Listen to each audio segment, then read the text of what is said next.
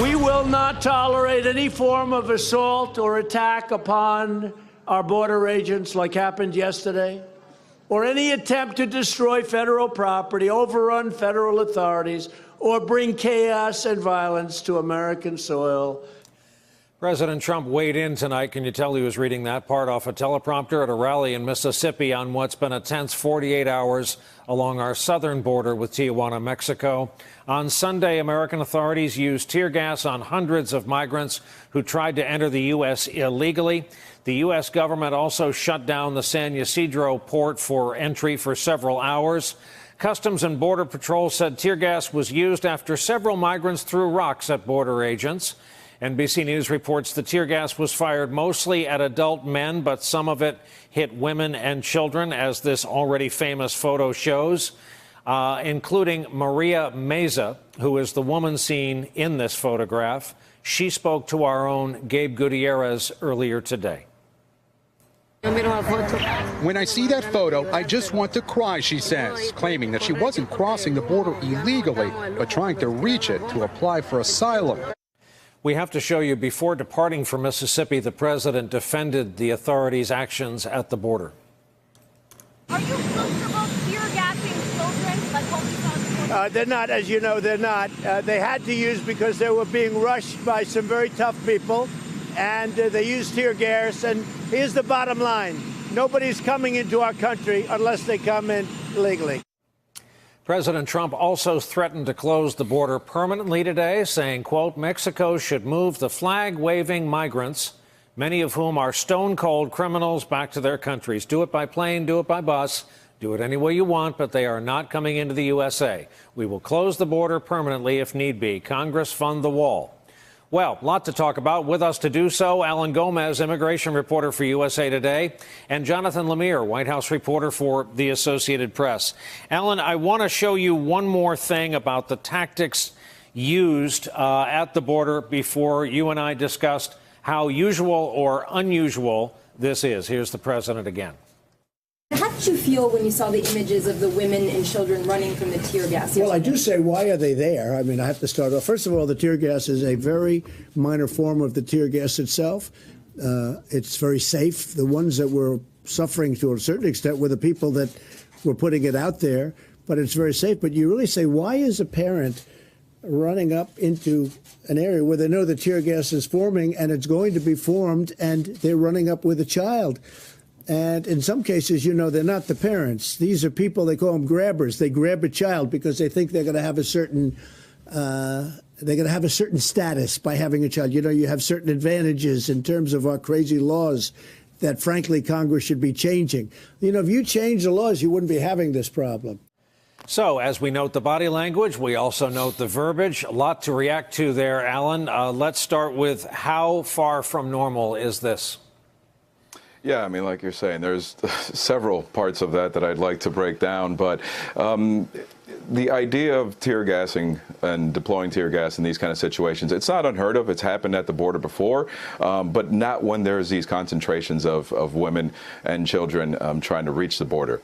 His reference to grabbers, people grabbing children and coming across into the United States. There have been isolated cases of that in the past, but predominantly, as the family separation saga from this summer, as data that we've gotten from that has shown, the vast majority are parents who are coming in here with their children. And why they're coming is, I think, just one of the most important parts is that conditions in El Salvador, Honduras, and Guatemala, where the majority of these people are coming from, are that bad. And these folks know what a dangerous journey it is, and what they're trying to do is what President Trump has urged them to do, and present themselves at a port of entry to request asylum. But that's obviously very difficult right now because they cannot process more than 100 people a day, even though there's these thousands of people in Tijuana trying to get in. So, Jonathan Lemire, we have a 60-40 president, thereabouts, right now at 60% disapproval. How much and what of this plays to his base wheelhouse? a lot of it. He, at least in his estimation, this is something he tipped his hand he was going to do for a while. He, of course, made the caravan the centerpiece of this 2018 midterm election, but he and the people, his closest advisors, believe that this is what put him across the finish line in 2016, that the hardline immigration rhetoric, that the draconian policies that he's putting out there is what got him elected, and that's what his base really responds to. And what we are seeing right now is a very early step towards his re-election campaign. The images here, the tear gas, the migrants trying to make a run for the border yesterday for that entry, might as well have been a Donald Trump for re-election campaign ad, at least in his estimation. That's what he wants. We have seen him. This is not a crisis necessarily that he created, but he certainly has heightened it with his rhetoric over the last weeks and months. And you have what we can only call it fear-mongering. And now there's such tension on both sides of this issue, and he's put the Mexican government, mind you, in a real bind as well, that this is exactly what he wants in many ways, is to have this sort of crisis here where he can look tough, he can respond, we're going to secure the border. He didn't back down even with the use of tear gas. You heard him say this is a mild form of tear gas. The good kind. The good kind of tear gas. And that he feels like this is something that looking tough here is going to get his base to respond, and he feels they're supporting these efforts. So, Alan, hardly morning in America, but if we take what Jonathan said as kind of political fact, we then learned today that Mike Pence and Ivanka are going to represent the United States at the Mexican presidential inauguration. Aside from giving us an arresting visual of these traveling partners, how's that going to look on behalf of the United States? Well, I mean, it just shows that this relationship with Mexico is going to continue to be a turbulent one. December 1st is when the new president, Andrés Manuel López Obrador, assumes office down there in Mexico, and it's already been an interesting back and forth between the two. López Obrador, he won office in part by being the anti-Trump candidate. He said that Mexico would no longer do the, quote, dirty work of rounding up migrants on behalf of the United States. After he won, things got a little bit better. They talked on the phone. President Trump called him a terrific guy. López Obrador had nice things to say about Trump as well. But just in the last few days, we saw what sounds like the incoming president of Mexico, starting to fight back. The U.S. and Mexico have been working on some kind of agreement to try to formalize a process in which these migrants would be able to stay in Mexico while their asylum cases were being adjudicated here in the United States.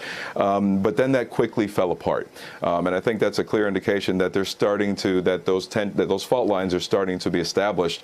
And yes, the fact that the president of the United States is not going down to the Mexican president's inauguration is pretty stunning, and I think shows that this could be a very, very difficult relationship between the two. Jonathan Lemire, in the seconds we have remaining, let's say you are a federal wildlands firefighter in Northern California.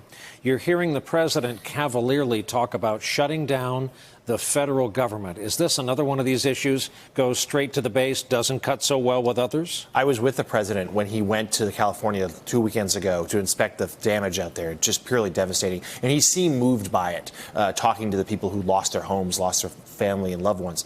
But yes, of course, this is another moment where shutting down the government may be a good political play in the president's mind, to get this border wall, which of course was his #1 campaign issue and has yet to materialize. But it has other effects. And certainly they're still trying to manage. The Northern California fire now is under control, but there's still a huge rebuilding effort to come. And that it is hard to argue that this would be seen as a positive move beyond that narrow base that the president still seems so overly focused on. The Fox News watching Trump supporters who are there for him every day at his rallies, but perhaps would not be enough to guarantee him a second term. But we have seen him time and time again not try to broaden his base. He only seems to focus on those core supporters. Hey there, I'm Chris Hayes from MSNBC. Thanks for watching MSNBC on YouTube. If you want to keep up to date with the videos we're putting out, you can click subscribe just below me or click over on this list to see lots of other great videos.